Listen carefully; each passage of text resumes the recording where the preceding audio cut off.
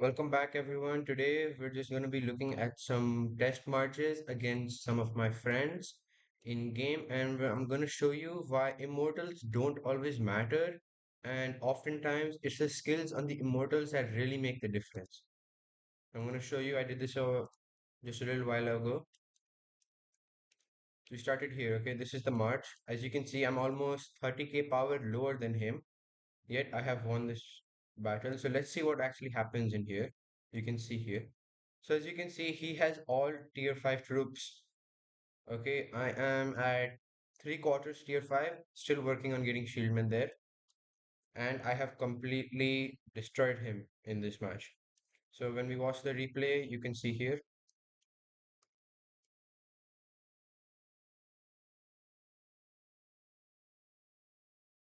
instantly you can see the debuff applies, the damage debuff from Lightning Dragon applies to all three of them. And my Richard, being a troop lower, takes a huge deal of damage from Alex and almost instantly gets crushed. Alex, however, is left on minute health and Khan finishes him off. YSG protects Khan the entire time, taking majority of the hits, and they completely demolish the backline as well. Khan's wound ability also gives them the inability to heal for majority of the battle. And as you saw, in the end there, YSS actually lived the longest, which is not ideal in a march. You want your tank to fall and you want your carry to live so that you actually win the battle. I'm gonna skip through here. And we're now gonna look at the skills in the marches.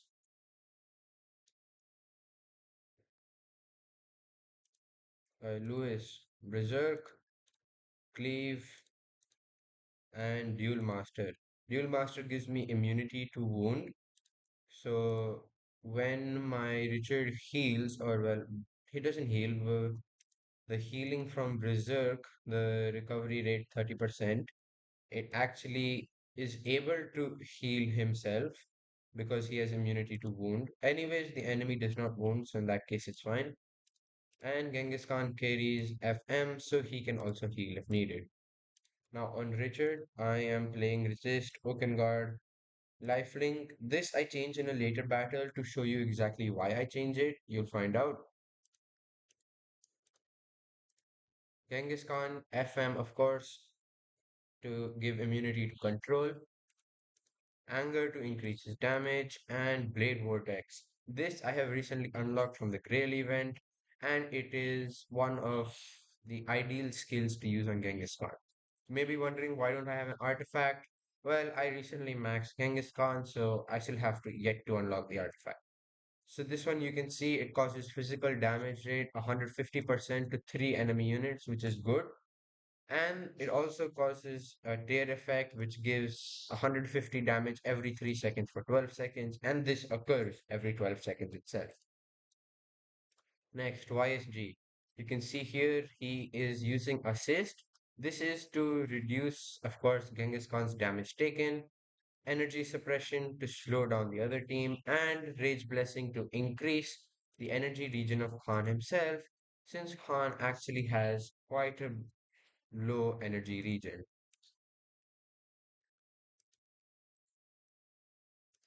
I just want to claim this. I don't know why we have this now. Thank you very much. Next battle. This one I have lost now. Now we're gonna see what actually played differently here. Okay, let me show you the skills he also plays. So YSS, we got Speed Blessing, War Blessing, and Shelter. Alexander, we got Cleave, Fighting Will, Berserk, Nobia, Guard, Malice, and Death Breath. Himiko, we get Toxin Nova, Fire Nova, and Annihilation. These two skills are not ideal, however, they are not terrible either, as they provide continuous damage. Next, this loss. You can see the stats here. It's actually pretty similar to the last fight as well, if I show you here. Going over the stats, similar amount of damage the entire time. But why the loss here? Let's watch the replay and find out.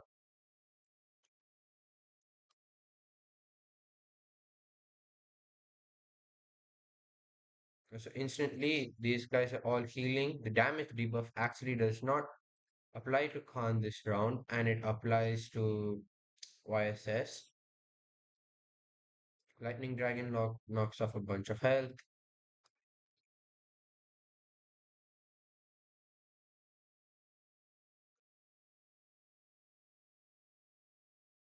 And here you can see Himiko actually does decent damage due to the damage over time from Fire Nova, Toxin Nova, and takes out Lewis early, causing the backline to easily fall in return. Zenobia gets knocked out last second, but at that point it's too late in the fight.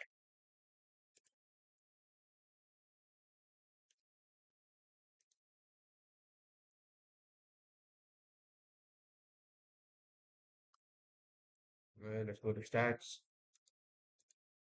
My opponent here you can see 8 million damage. And when I go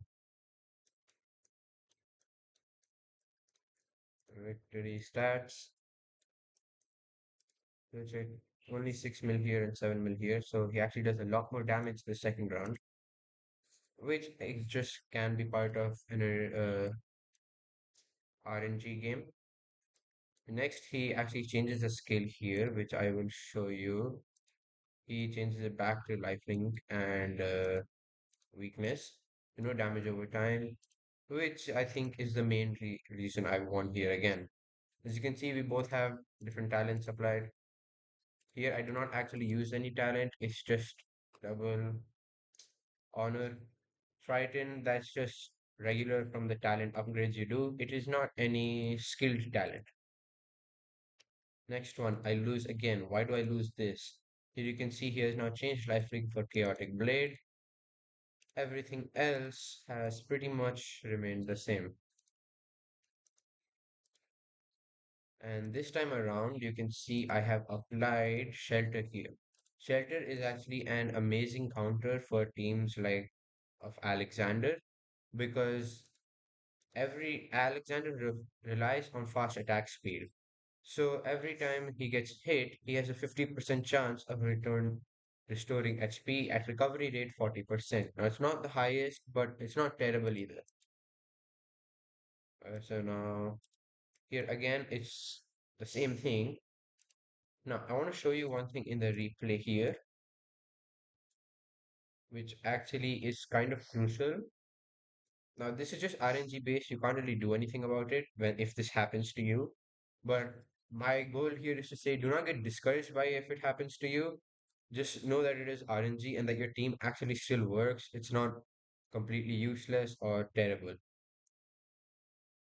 So you play on here, and here you see Himiko pulls YSG into the void. So this assist is completely gone now, and it restores when he returns. But at that point, Khan is already completely knocked out. YSG again goes into the void. By the time he returns, Khan is basically dead, and the team just swipes out. Okay, so that's the same thing here. Same thing actually ends up happening in my second defeat as well here. Then my victory here. If I go to stats, you can see he does a lot more healing this time around, which is actually really nice. And he also survives. Now, all of this after here is just really RNG based. It's I really did not change any skills at all. Okay, and here you can see a battle defeat. Now, here you can see all immortals dead. It's because I go through the march actually perfectly fine. While she comes out the other side, but he loses to the fortifications.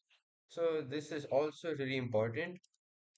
Training some fortifications is crucial. Of course, maybe you do not want to train like millions and you do not want to increase it to tier 3 because that is a lot of resources on tech. Fortifications, as you can see, are useful, but do not need to be focused on. The main takeaway here, the immortals do not matter. I'm using two free-to-play immortals, Richard, YSG, Lewis and Khan. Of course, they're not free-to-play friendly, but they can be pretty easily built through Grail events. In the end here, I have changed this to fighting whale. I do not think I actually tested a report with that. I go here. Yeah, I have not tested a report with that. I will test it out eventually. That's the main takeaway here. Immortals do not matter. They generally do not matter. It's honestly the TOK skills, Tower of Knowledge skills, that make the biggest difference in any fight. Here, shelter is crucial. It's like a counter to Alexander, as I explained earlier. The normal attacks, they deal damage, of course, and every time he gets a 50% chance to recover his health. Well, not just his health, protect all units on the same side. So actually, everyone here has a chance to recover health. That's about it, guys. Thank you for watching. And remember, TOK skills always over Immortals. Of course, Immortals do matter. They are just slightly, I would say, less important than your TOK skills. Thank you very much.